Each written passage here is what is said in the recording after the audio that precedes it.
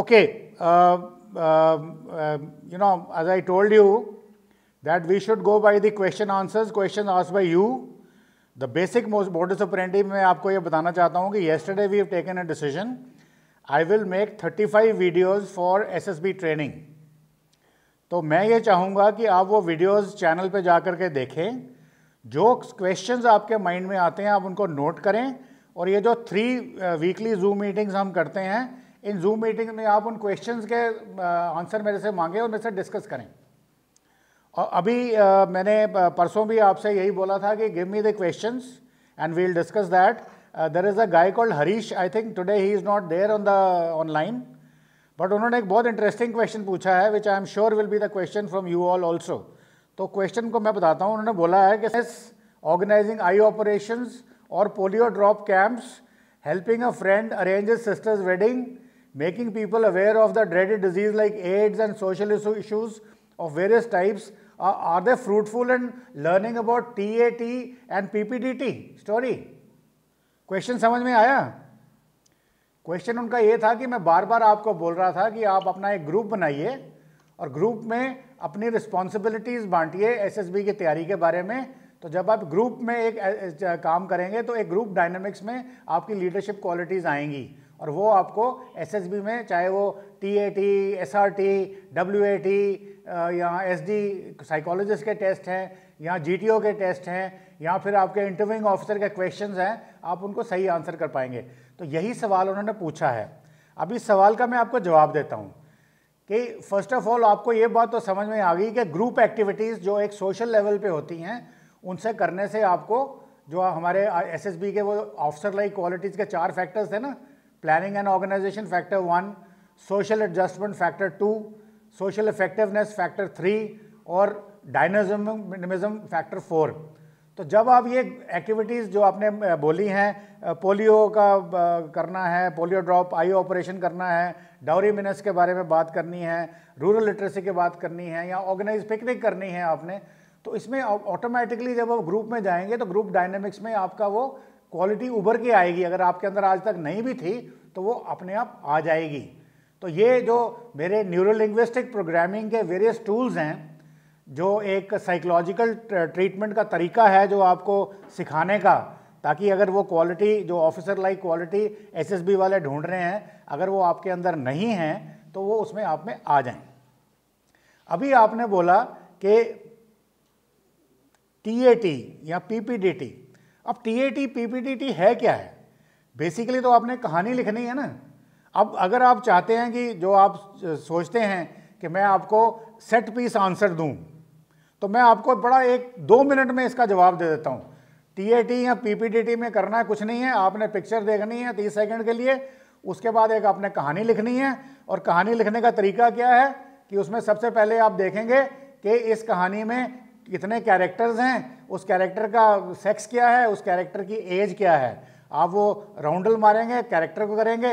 उस कहानी में अगर आप बोलते हैं कि अगर आपने वो कहानी बनानी है, मान लो for chasing the goondas who are trying to tease a girl, आप उसको, तो आप फटाफट कहानी बना के लिख करके उसमें आप बोलोगे पहले क्या था, अब क्या हो रहा है, आगे क्या होगा. और इस कहानी में एक हीरो होना चाहिए जो आप होंगे, और इस कहानी में एक थीम होना चाहिए जो एक सेविंग और rescuing a girl from a molester होगी, और फाइनली इसमें रिसोर्सेज होंगे, मिलके आप बचाएंगे. गुंडे को भेजेंगे पुलिस स्टेशन में, लड़की को भेजेंगे हॉस्पिटल में. आपने बचा लिया, अच्छा काम कर लिया, दूसरों के बारे में कर दी, तो आपकी कहानी खत्म होगी. तो इस कहानी को लिखने में मैं आपको 2 मिनट में समझा देता हूँ कहानी कैसे लिखी जा सकती है.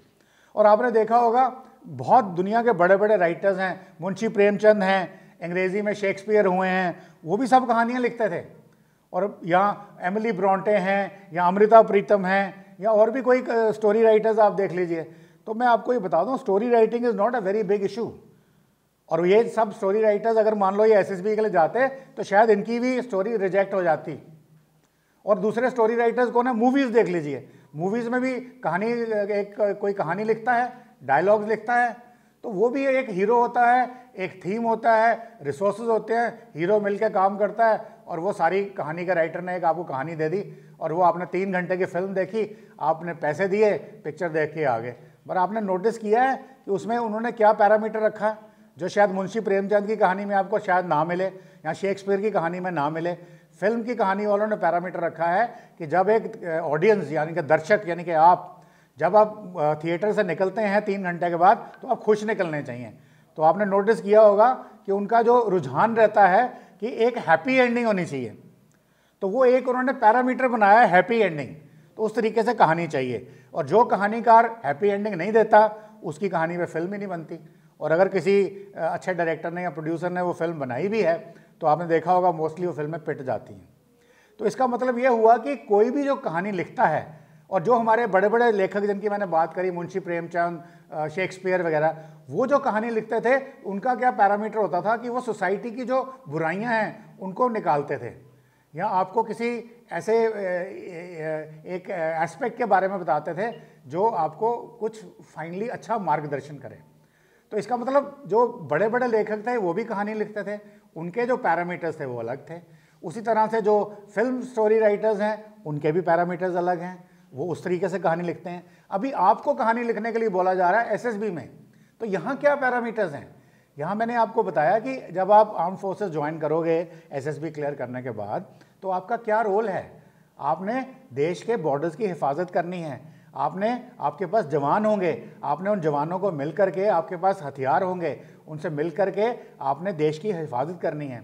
तो वहाँ पे आपको कोई टास्क दिया जाएगा, कोई थीम होगा। थीम हो सकता है कि दुश्मन को कैप्चर करना है, थीम हो सकता है दुश्मन के हमले से अपने बॉर्डर को बचाना है, तो ऐसा कोई थीम होगा। आप उसके हीरो होंगे, आपके पास रिसोर्सेज होंगे, जवान होंगे, हथियार होंगे, कम्युनिकेशंस होंगे, आर्टिलरी फायर होगा, सिविलियन सपोर्ट होगी, खाना पीने की सपोर्ट होगी।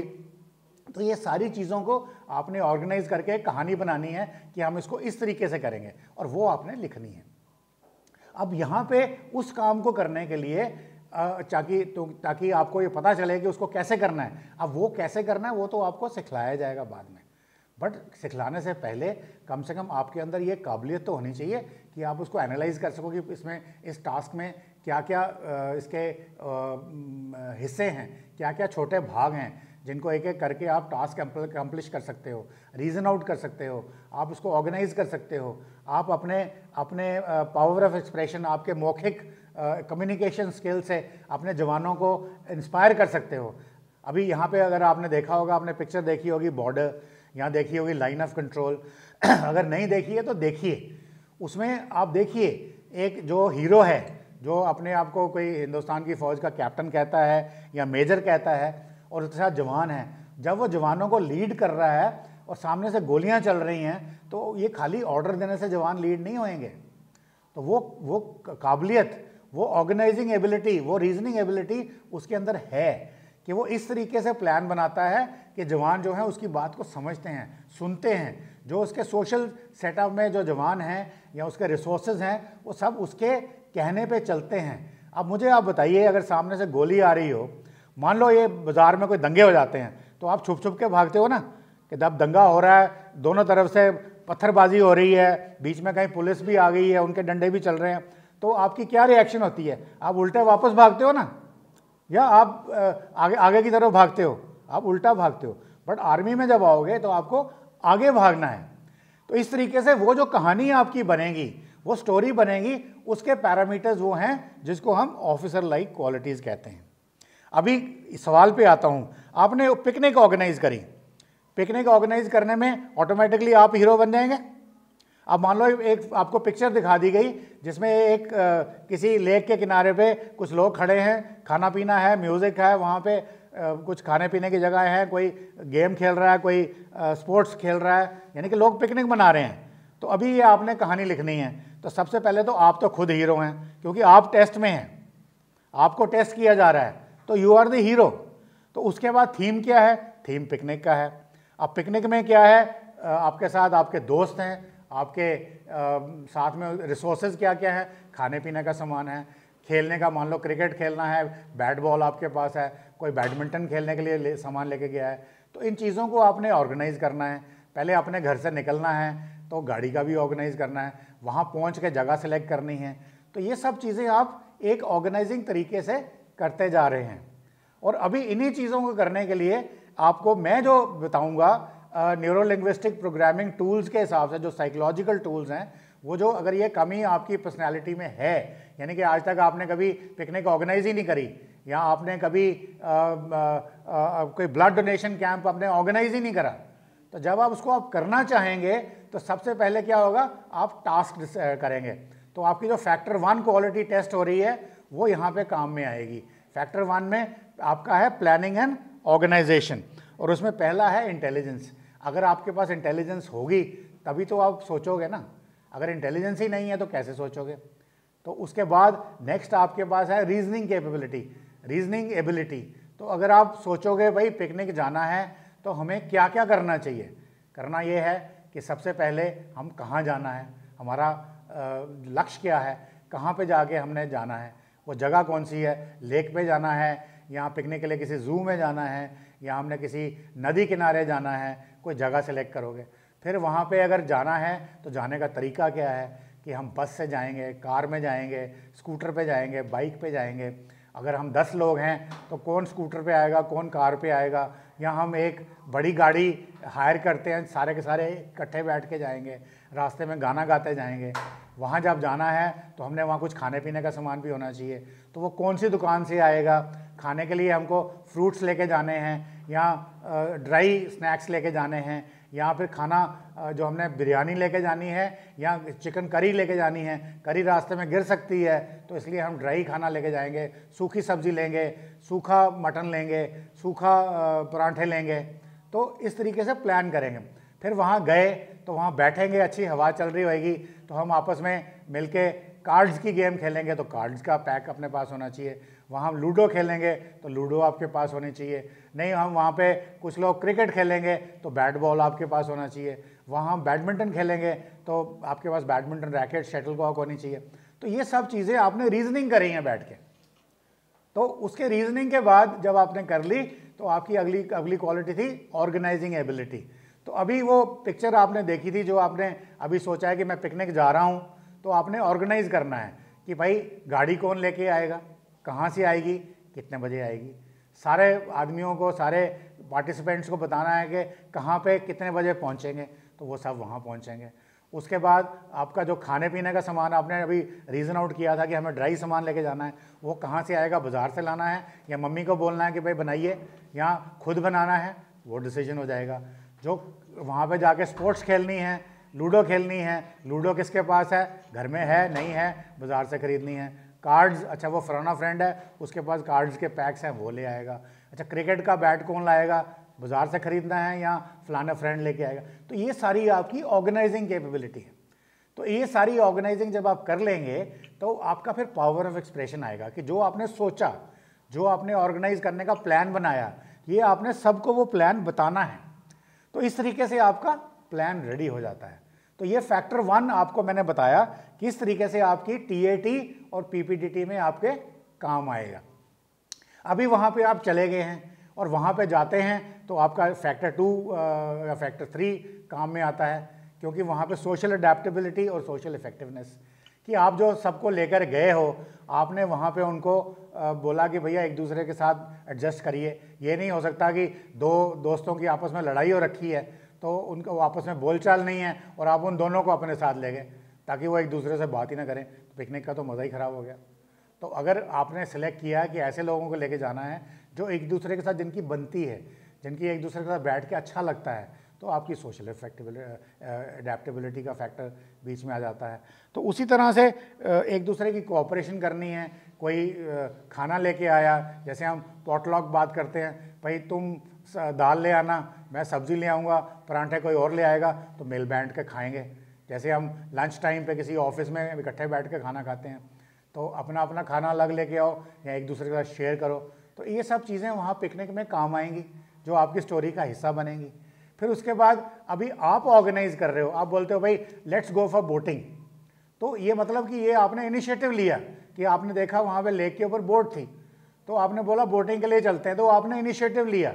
उस इनिशिएटिव लेने के बाद आपको पता है कि हम लोग बोलेंगे नहीं नहीं भाई बोटिंग के लिए हम नहीं जाएंगे, डर लगता है, डूब जाएंगे, पर आपके पास कॉन्फिडेंट था, आपको पता है कि ये बोट डूब नहीं सकती, या बोट के साथ एक मल्लाह है, वो रोज़ लोगों को बोट में सैर कराता है लेक के अंदर, तो कॉन्फिडेंस आपने दिखा दिया। फिर उसके बाद आपने कॉन्फिडेंस दिखाने के बाद एक फटाफट डिसीजन लिया कि भाई हम आज स्पीड बोट में नहीं जाएंगे, और बोट में जाएंगे, क्योंकि स्पीड बोट बहुत तेज़ चलती है, मोटर बोट होती है, हो सकता है कोई गिर जाए, तो हम एक मल्लाह वाली बोट पे, ओर्स वाली बोट पे चलते हैं। तो ये आपका डिसीजन हो गया। फिर इस तरह से आपने लोगों को बताया कि बड़े लोग डर रहे थे कि नहीं नहीं हम नहीं जाएंगे, तो आपने उनको कन्विंस किया कि फिक्र मत करो, कि मैं बता रहा हूँ मेरे साथ चलो, मैं देखा है। तो आपने उनको कन्विंस कर दिया, और उसके बाद आप उनको अपने लाइवलीनेस से लेकर के चले गए। तो ये ड्यूरिंग द पिकनिक आपने अपने फैक्टर 2 और फैक्टर 3 को इसके अंदर डाल लिया। फिर ये सब करने के लिए आपने डायनामिज्म दिखाया, डिटर्मिनेशन की, नहीं बोटिंग पे हमको जाना ही जाना है, या आज हमने पिकनिक पे जाना ही जाना है, तो सबको कन्विंस करना है, क्योंकि ज़बरदस्ती तो किसी से कर नहीं सकते। तो वो आपकी पर्सनैलिटी थी। और उसी साथ आपने हिम्मत दिखाई कि कोई बात नहीं, आज हम अगर अपना मोटर बोट पे अगर आपको डर लगता है तो मैं आपको ओर्स वाली बोट पे ले चलता हूँ जो धीरे धीरे चलती है, सब ठीक हो। तो इस तरीके से ओवरऑल एक आपने पिक्चर देखी थी, चाहे वो WTAT में थी या PPDT में थी, आपने पिक्चर देखी पिकनिक की, और आपने पिक्चर उस पिकनिक में अपने सारी क्वालिटीज़ डाल दी। तो ये क्वालिटीज़ अगर आप मान लो आई डोनेशन कैंप लगाते हो, ब्लड डोनेशन कैंप लगाते हो, या फिर ये जो मैं बोल रहा हूँ SSB तैयारी के लिए एक अपना ग्रुप बनाते हो, उसमें रिस्पॉन्सिबिलिटीज़ बांटते हो, उसकी रेगुलेशंस करते हो कि भाई आज किसका टॉपिक होगा, कल कौन चेयरमैन बनेगा, कल कौन इंचार्ज है, और कौन चाय पिलाएगा, कौन खाना खिलाएगा, हम दौरान अपनी इस ट्रेनिंग के दौरान में कौन आदमी हमको अपना घर की जगह आज किसके घर में करनी है, वेन्यू क्या है। तो ये सब क्वालिटीज़ जब आप करेंगे तो ऑटोमेटिकली आपके अंदर वो क्वालिटीज़ आ जाएंगी। और यही SSB वाले ढूंढ रहे हैं। वो कोई आपको मुंशी प्रेमचंद या शेक्सपियर वाली कहानी आपसे नहीं मांग रहे, वो आपसे कोई फिल्म की कोई सुपरहिट कहानी नहीं मांग रहे। वो सिर्फ एक छोटी सी सिंपल सी कहानी जो आपने मुश्किल से 10 या 12 लाइनों में लिखनी है, उसके 2 या 3 या 4 भाग हैं, उसमें 2-2 लाइनें आपने लिखनी हैं, इस तरीके से जो मैंने अभी आपको बताया है। और अभी ये जब करना है तो जब मैं आपसे लिखवाऊंगा तो मैं ये उम्मीद नहीं करता कि फर्स्ट टाइम जब आप बैठे हैं कहानी लिखने के लिए आप पहले ही 3 मिनट में लिखिए, नहीं, आप 10 मिनट लगाइए, 15 मिनट लगाइए, सोचिए। ये जो चारों फैक्टर्स हैं ऑफिसर लाइक क्वालिटीज़ के, इनको अपने सामने लिख के रखिए और देखिए आपने हर एक फैक्टर को उस कहानी में कैसे सेंटेंस में जोड़ा है। उसमें कोई दिक्कत आती है, परेशानी आती है, समझ में बात नहीं आई, अब मेरे से पूछिए, वो सवाल आप मेरे से करिए, मैं आपको आपकी उसी प्रॉब्लम को डिटेल में एक्सप्लेन करूँगा और आपकी ये कहानी बन जाएगी। और ये कहानी आप नेचुरली बनाओगे, कोई टेंशन की ज़रूरत नहीं है। सबसे बड़ा जो फैक्टर है, लोग SSB में पास नहीं होते हैं, या जो हम बोलते हैं कि जो SSB का रिज़ल्ट है वो 3.64% है, उसका एक ही कारण है, वो कारण है डर, फियर, कि मैं कर पाऊँगा कि नहीं कर पाऊँगा। तो ये फियर आपने घर में छोड़ के आगे निकलना है। और अगर ये कहानी जो अभी मैंने आपको बताई है, अगर ये OLQs के 4 फैक्टर्स और 15 क्वालिटीज़ आप अपने सामने रख करके आप प्रैक्टिस करेंगे, पहली बार आप कहानी लिखेंगे तो आपको 15 मिनट लगेंगे, दूसरी बार लिखेंगे तो शायद 10 मिनट लगे। इस तरह से प्रैक्टिस करते करते जाओगे तो मैं आपको यकीन के साथ कह सकता हूँ आप 2 मिनट में ही कहानी लिख दोगे। आप वो 12 या 13 सेंटेंसेस 2 मिनट में लिख लोगे। उसके बाद आप 1 मिनट में जब वो PPDT में आप उसको कहानी को एक्सप्लेन करोगे स्क्रीनिंग वाले दिन, तो आपको बात करने में मुश्किल से 6 या 7 सेंटेंस 1 मिनट में आप दे दोगे। और चूंकि आपको समझ में आ रही है कि इस जो मैंने कहानी लिखी है इसमें वो 15 क्वालिटीज़ कैसे इन्मेस्ड हैं, तो उसकी वजह से क्या होगा कि आप जब डिस्कशन करेंगे आपको एग्जैक्टली पता होगा कि आप क्या बोल रहे हैं, क्या बोलना चाहिए। और जो दूसरा कैंडिडेट है जिसको इस टेक्निक जो मैं आपको सिखा रहा हूँ इसके बारे में नहीं पता है, आप उसकी कमियां निकाल पाओगे। यानी कि आप खुद एक इंस्ट्रक्टर बन जाओगे कि आप लोगों को PPDT और TAT सिखा सकें। और जैसे ही वो हो जाएगा तो आपको पास होने से कौन रोक सकता है।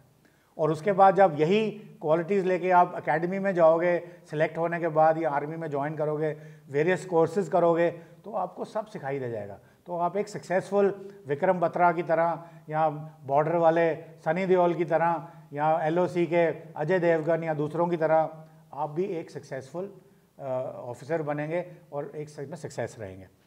और आपको समझने में कोई मुश्किल नहीं होगी और एसएसबी क्लियर करने में कोई मुश्किल नहीं होगी, इर्रिस्पेक्टिव ऑफ द फैक्ट कि आप दिल्ली के किसी बड़े हाई लेवल स्कूल के पढ़े हुए हैं या किसी बॉर्डर एरिया के सरकारी स्कूल में पढ़े हुए हैं, कोई फ़र्क नहीं पड़ता है।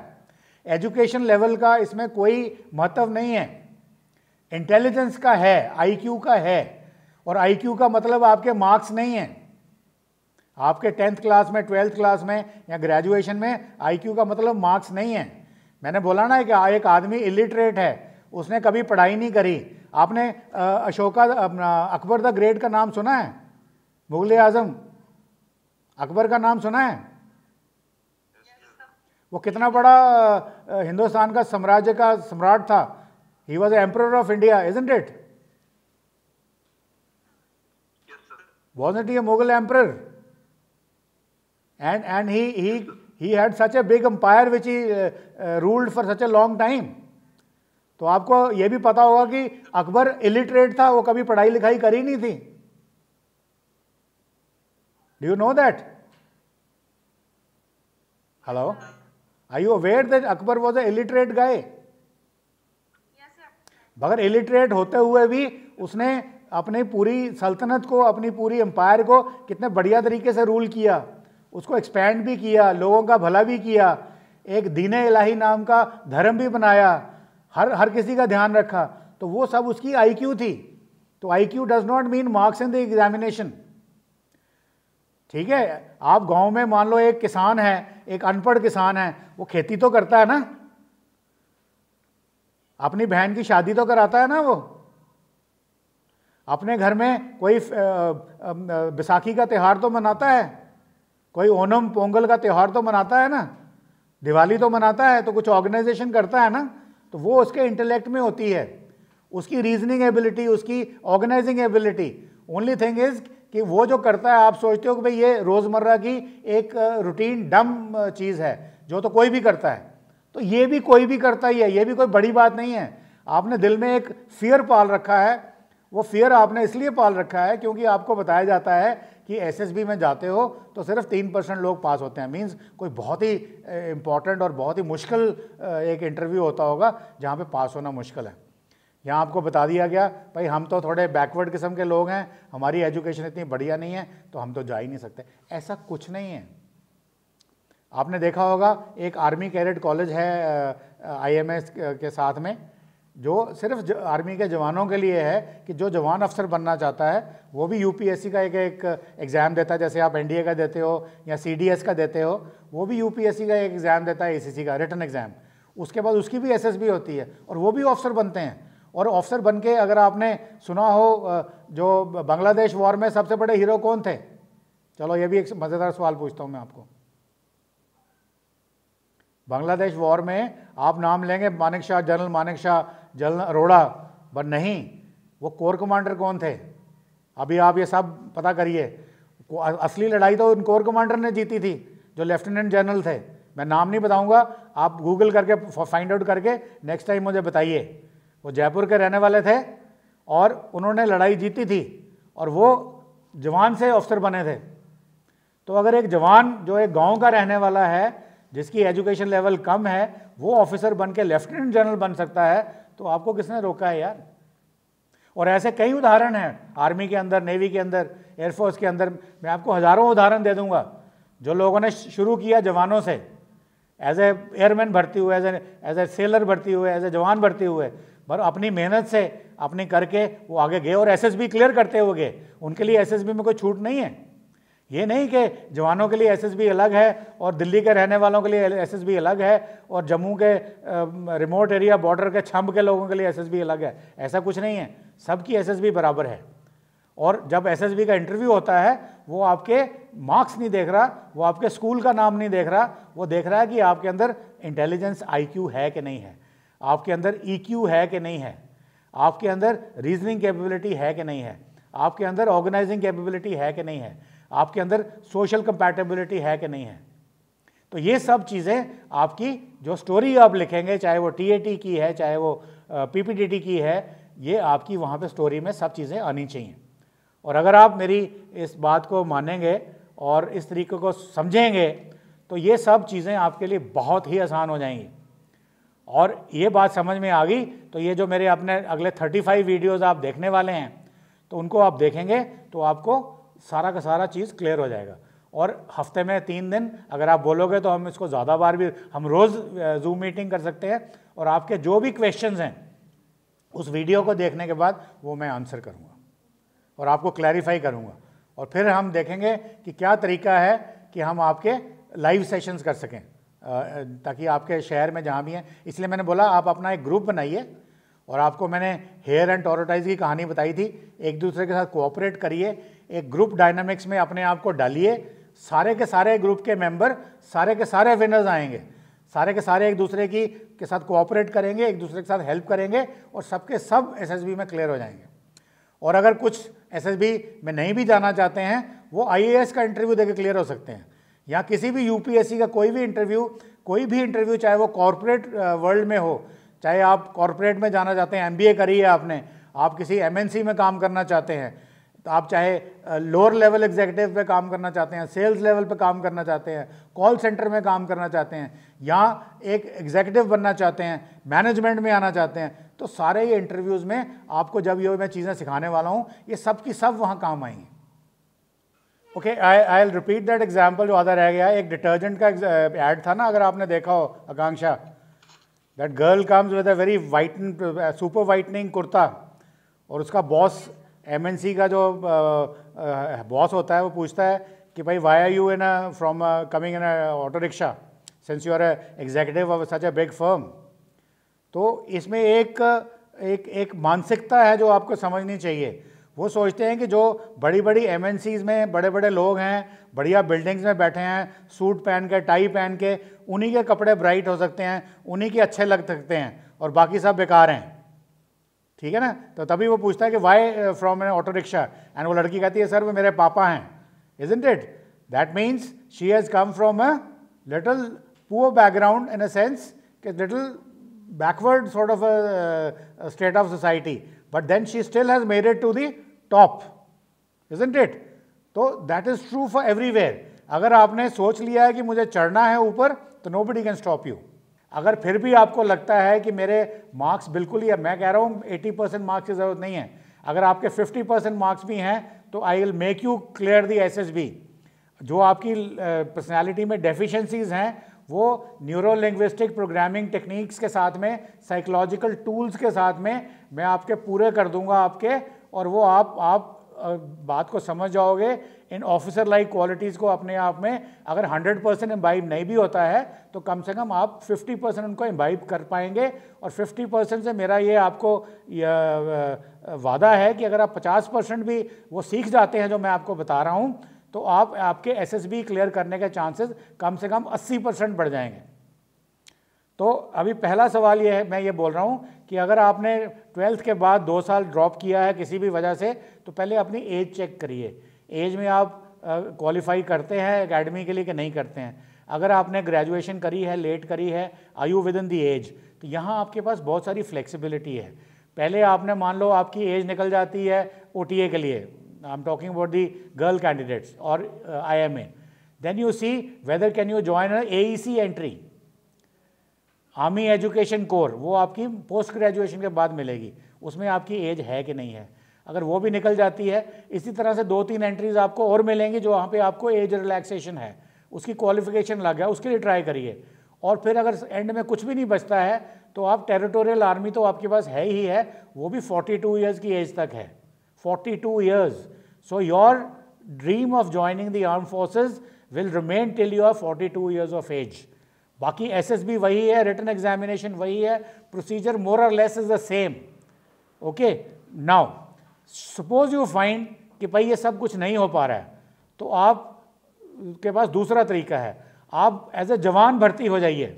आकांक्षा तिवारी है या शिवानी है, आपके पास आजकल लेडीज़ की भर्ती हो रही है कोर ऑफ मिलिट्री पुलिस में, आर्मी में, नेवी में, शायद एयरफोर्स भी शुरू करने वाली है। आप एज ए जवान भर्ती हो जाइए, एज ए सोल्जर भर्ती हो जाइए। और उसका भी तरीका है, वहाँ पे भी रिटन एग्जामिनेशन है, वहाँ कुछ फिजिकल स्टैंडर्ड्स हैं और छोटा मोटा इंटरव्यू है, वो भी मैं आपको बताऊँगा। और अगर उसके बाद अगर आपको लगता है कि मैं क्यों जवान क्यों बनूँ, मेरे तो एम्बिशन ज़्यादा थे, और अगर मेरे में कुछ कमियां हैं जो मैं आपकी कमियां किसी हद तक पूरी कर सकता हूं, अगर आप मेरे साथ जुड़े रहें, तो आपके पास आर्मी कैडेट कॉलेज एक और ऑप्शन अवेलेबल है जो सिर्फ जवानों के लिए है कि उनका फिर वही आपका रिटन एग्जाम होएगा, फिर वही एसएसबी होएगी। तो इतने सारे अपॉर्चुनिटीज़ हैं, आप किसी को भी यूज़ कर सकते हैं। तो ये कहना कि मैंने 2 साल ड्रॉप आउट किया था, किसी भी कारण से किया हो, कोई फैमिली प्रॉब्लम्स हो सकती हैं, कोई मेडिकल प्रॉब्लम्स हो सकती हैं, उसके बाद भी अपनी होप आपने ख़त्म नहीं करनी है। फियर दिमाग में कोई नहीं लाना है, और अपना जो एंथुजियाज्म है, जो अपनी डिटर्मिनेशन है, डायनामिज्म, जो ऑफिसर लाइक क्वालिटीज़ फैक्टर 4 में आती हैं, उनको आपने बंद नहीं करना है। फैक्टर 1, 2, 3 किसी हद तक सीखे जा सकते हैं, फैक्टर 4 आपने अपना लाइव रखना है। अभी सब अपना अपना इनकी लिस्ट बनाइए फैक्टर 1, 2, 3, 4 की, और अपने घर में जहाँ भी आपका पढ़ने लिखने का टेबल है उसके ऊपर चिपका के रखिए। तो उसको आपने बंद नहीं करना है। तो मैं आपको यकीन दिलाता हूँ कि किसी तरीके से आप इसमें थ्रू हो जाएंगे। और ये जो अभी कहानी मैंने आपको बताई है, ये आपके इंटरव्यूइंग ऑफिसर के सामने भी काम आएगी। मान लो वो आपको पूछता है कि आप को हम एसएसबी में रिकमेंड नहीं करते, तो आप क्या करेंगे? तो आपका जवाब यही होना चाहिए कि सर ये एनडीए में नहीं हुआ तो सीडीएस में ट्राई करूंगा, सीडीएस में नहीं हुआ तो एईसी में ट्राई करूंगा, एईसी में ट्राई नहीं हुआ तो किसी और एंट्री में ट्राई करूंगा, नहीं हुआ तो मेरे पास टेरिटोरियल आर्मी की तो है ही है, टेरिटोरियल आर्मी में भी नहीं हो पा रहा हूँ तो जवान भर्ती हो जाऊँगा, जवान भर्ती हो करके आर्मी कैडेट कॉलेज में जाऊँगा। तो कुछ ना कुछ मैं करूँगा, मतलब कि इतना ब्लैंक नहीं हूँ कि चुप करके बैठ जाऊँगा। सबसे पहली बात मेरी ये है कि स्वीट टेम्पर्ड बनने की ज़रूरत नहीं है, but at the same time introvert भी नहीं होना है और शॉर्ट टेम्पर्ड भी नहीं होना है। ठीक है, अब वो कैसे होना है? मैंने आपको क्या बोला है कि अपना एक ग्रुप बनाइए। जब आप ग्रुप बनाएंगे तो आप इनिशिएटिव ले रहे हैं, आप अपनी डिटर्मिनेशन के साथ बना रहे हैं, फिर आप सब में रिस्पॉन्सिबिलिटीज़ बांटेंगे कि एक आदमी को बोलेंगे कि आज आप WAT करेंगे, आप TAT करेंगे, आप इंटरव्यू करेंगे, आप कमांड टास्क का तैयारी करेंगे। तो सब ने एक एक तैयारी किया, और जिस दिन आपने उसका टाइम रखा उस दिन का जो लीडर है वो बच्चा हो गया। इस तरीके से एक ग्रुप में आप सब एक दूसरे को सिखा रहे हैं, तो आपकी जो इंट्रोवर्टनेस थी वो सब गायब हो गई। और वहाँ पे अगर आप शॉर्ट टेम्पर्ड हैं, अगर आपको लगा कि कोई बात सुन नहीं रहा है, तो सडनली आपको लगेगा यार अगर ये मेरी बात नहीं सुन रहा तो मैं भी इसकी बात नहीं सुनूंगा। तो एक दूसरे के साथ जब ऐसे एक ग्रुप डायनामिक्स में आप आएंगे, एक दूसरे की बात समझने की कोशिश करेंगे, तो आपका शॉर्ट टेम्पर्ड वाला जो बिहेवियर है वो भी खत्म हो जाएगा। तो मैं बार बार बोल रहा हूँ कि एक ग्रुप बनाइए, और वो ग्रुप का जो टास्क है, जो एम रखिए टू क्लियर द एसएसबी। अब उस एसएसबी को क्लियर करने के लिए अपने दिमाग, अपनी रीजनिंग एबिलिटी लगाइए, और उसको छोटे छोटे भागों में बांटिए कि क्या क्या छोटे स्टेप्स हैं। हमने सब ने इकट्ठे मिलके एक दूसरे की हेल्प करके हमने एसएसबी क्लियर करनी है। That is our task. So उसमें आपके ग्रुप डायनामिक्स भी आएंगे, सोशल इफेक्टिवनेस भी आएगी, सोशल अडेप्टेबिलिटी भी आएगी, डायनामिज्म भी आएगी, ऑर्गेनाइजेशन कैपेबिलिटी भी आएगी, और ये सब आपका उसके मुताबिक आप करेंगे तो आपकी सारी प्रॉब्लम्स दूर हो जाएंगी। और जहाँ पे आपने ग्रुप बनाया, प्लान बनाया, जहाँ पे आपको कोई डिफ़िकल्टी आई या आपका जो प्लान बना है वो मैं आपके साथ डिस्कस करूँगा। अगर आपके प्लान में कोई कमी है या उसमें कोई एडिशन करनी है या उसमें कोई कट करना है, तो वो मैं आपका एक एज ए डायरेक्टर मैं आपके साथ हूँ, आपका सूत्रधार जो बोलते हैं ना उसको, वो मैं आपके साथ हूँ। तो इसलिए जब आप ये वाली एक्टिविटी ऑर्गेनाइज करेंगे with the aim to clear the SSB, वो आपके ग्रुप का एम होगा, और आपके जितने भी आसपास के लोग हैं आप मिलकर एक दूसरे से काम करेंगे तो आप 100% कर पाएंगे। रही बात कम्युनिकेशन स्किल्स की, कम्युनिकेशन स्किल्स में 2-3 चीज़ें आती हैं। पहले तो मैं बोलूँ, जहाँ तक एसएसबी का सवाल है, वहाँ कहीं नहीं लिखा हुआ कि आपको अंग्रेज़ी ज़रूर आनी चाहिए, कहीं नहीं लिखा हुआ। पर अब जो हम प्रैक्टिकल तरीके से जब बात करते हैं तो वहाँ क्या होता है कि अगर आपको अंग्रेज़ी आती है तो आपका कॉन्फिडेंस लेवल अपने आप बढ़ता है। तो इसलिए आपने थोड़ी बहुत अंग्रेज़ी सीखनी, और वो अंग्रेज़ी सीखने का भी एक प्रॉपर एक कोर्स चलाऊंगा मैं, एक कैप्सूल चलाऊंगा जिसमें आपके 15 या 20 वीडियोज़ होंगे या लाइव सेशंस होंगे, जिसमें आपको अंग्रेज़ी बोलने की प्रैक्टिस कराई जाएगी एक गेमिंग के माध्यम से। यानी कि मैं आपको 2 या 4 बंदों का ग्रुप बना के आपको एक गेम खेलने के लिए बोलूँगा, जिसको खेलते खेलते आप अंग्रेज़ी बोलना सीख जाएंगे। और एसएसबी में अगर जाते हैं, अगर वहाँ पे आप अंग्रेज़ी बोल रहे हैं, मान लो जी बोलते बोलते आपको कहीं पे आपके पास कोई वर्ड नहीं समझ में आ रहा या कोई मुंह पे कोई शब्द नहीं आ रहा, मेरे साथ भी होता है, कई बार वर्ड नहीं आता, तो आप एकदम से हिंदी में शिफ्ट करिए। हिंदी में या जो भी आपकी भाषा आप जानते हैं, तमिल जानते हैं, मलयालम जानते हैं, अगर हिंदी नहीं आती है बंगला जानते हैं, असमीज़ जानते हैं, गुजराती जानते हैं, तो आप उसमें आइए। और जब वो आपने बात कर ली तो आप वापस अंग्रेज़ी में चले जाइए। तो ये एक किस्म की इंग्लिश में काम करना है आपने, ठीक है। तो उस और कम्युनिकेशन स्किल्स में ग्रुप डिस्कशन आती है, लेक्चरेट आती है, फिर ग्रुप प्लानिंग एक्सरसाइज का कैसे प्लान देना है वो आता है। तो ये सब चीज़ें मैं आपको सिखाऊंगा। इनकी ज़रूरत आपको खाली एसएसबी नहीं पड़ेगी, एसएसबी में ही नहीं पड़ेगी, इसकी ज़रूरत आपको अपनी दुनिया में, अपने जीवन में हर एक ही कदम पे इनकी ज़रूरत पड़ेगी। तो इसके लिए हम अलग से एक कैप्सूल चलाएंगे जो आपके काम आएंगी, तो आप कम्युनिकेशन स्किल्स भी सीखेंगे। और साथ में कुछ करंट अफेयर्स के कैप्सूल्स भी होंगे, वो भी आप सीखेंगे। तो आपकी बेसिकली इंटेलिजेंस, रीजनिंग पावर, उसके बाद आपकी सोशल इफेक्टिवनेस, आपका डायनामिज्म, आपका कम्युनिकेशन स्किल्स और आपकी जनरल नॉलेज, ये 3, 4, 5 चीज़ें अगर आप मेरे साथ रहेंगे, मैं आपको सिखाऊंगा अपने तरीके से, ना कि जैसा कि आपको मार्केट में एकेडमीज में लोग सिखाते हैं वैसा नहीं करूंगा। मैं आपको सेट पीस आंसर्स नहीं देने वाला हूं, मैंने आपकी पर्सनैलिटी को टारगेट करना है।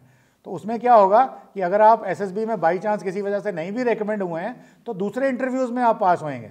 तो ये आपका एक ब्रॉड, एक बड़े लेवल पे एक आपकी अंडरस्टैंडिंग होगी, जिसकी वजह से आप अपनी ज़िंदगी में सक्सेस को हासिल कर पाएंगे। विंस्टन चर्चिल ने एक बार बोला था, हर क्राइसिस में कुछ ना कुछ सिल्वर लाइनिंग होती है, and we must exploit that advantages. Every crisis और every difficult situation gives through some lessons which you must take. आज आप लॉकडाउन में बैठे हैं, आप सारा दिन, आपकी कोई कमिटमेंट्स नहीं, आप घर में हैं, आप अपनी ऑफिसर लाइक क्वालिटीज़ कैसे डेवलप कर सकते हैं। आप पहले ऑफिसर लाइक क्वालिटीज़ की लिस्ट बनाइए और वो लिस्ट अपने टेबल पे अपने सामने रखिए, या जहाँ भी आप बैठे हुए हैं, उठते बैठते चलते फिरते आपकी आंखों के सामने वो 15 क्वालिटीज़ 4 फैक्टर में होनी चाहिए। उसके बाद ये जो मेरे वीडियोस हैं या ये जो आप जूम रिकॉर्डिंग्स आप अटेंड कर रहे हैं जिसमें आपकी फ़ोटो भी आती है, आप इनको बार बार देखिए और मेरी बात को बार बार सुन के मेरी बात को एनालाइज करिए अपने दिमाग में कि यार ये ब्रिगेडियर सो एंड सो आपको क्या सिखा रहा है, क्या बताने की कोशिश कर रहा है। और अगर वो बात समझ में आती है तो आपकी प्रॉब्लम 90% सॉर्ट आउट हो जाएगी। आपकी जो ऑफिसर लाइक क्वालिटीज़ हैं उनको बनाने का रास्ता खुल जाएगा, ठीक है। और अगर बाई चांस आप में कोई डाउट आ जाता है, आपको लगता है कि यार ये कैसे होगा, तो जूम मीटिंग में आके मेरे से सवाल पूछिए। इमीडिएटली क्वेश्चन नोट करिए और वो क्वेश्चंस को मेल कर दीजिए, मेरे पास आ जाएंगे और अगली जूम मीटिंग पे मैं आपको उन क्वेश्चंस को आंसर करूंगा। जैसे अभी हरीश ने क्वेश्चन पूछा था और शिवानी ने क्वेश्चंस पूछे हैं। Are you satisfied with the answers Shivani? Yes, sir. तो likewise this process has to go on for next 3-4 months and then you will see one day. तो आपको जब बोलोगे भाई ऑफिसर लाइक क्वालिटीज़, आपको वो लिस्ट की ज़रूरत नहीं पड़ेगी, आपको कहीं लिखने की ज़रूरत नहीं पड़ेगी। आप ऑटोमेटिकली एक अपने जहाँ भी आप रहते हैं, लॉकडाउन शायद 1 महीने में 2 महीने में लिफ्ट डाउन हो जाएगा। उसके बाद आपके घर में, आपके मोहल्ले में, आपके स्कूल में, आपके कॉलेज में, जहाँ पे भी जो भी रिक्वायरमेंट होगी, सडनली यू विल फील कि you are the leader. Automatically आप आ जाओगे और लोग आपको रिकग्नाइज करना शुरू कर दोगे। और यही चीज़ वो एसएसबी वाला, जिस दिन आप ही, अभी तो एसएसबी भी बंद है, जिस दिन एसएसबी खुलेगी आपका नाम आएगा। तो यही चीज़ें, वो जो 3 असेसर हैं, मानस साइकोलॉजिस्ट, वाचक इंटरव्यूइंग ऑफिसर और आपका जो करमन जो जीटीओ ने टेस्टिंग करनी है, वो यही आपकी टेस्टिंग कर रहा है। और मेरे वो आप 35 वीडियो जो हमने प्लान किए हैं वो देखोगे तो आपको सारी की सारी टेक्निक्स क्लियर हो जाएंगी।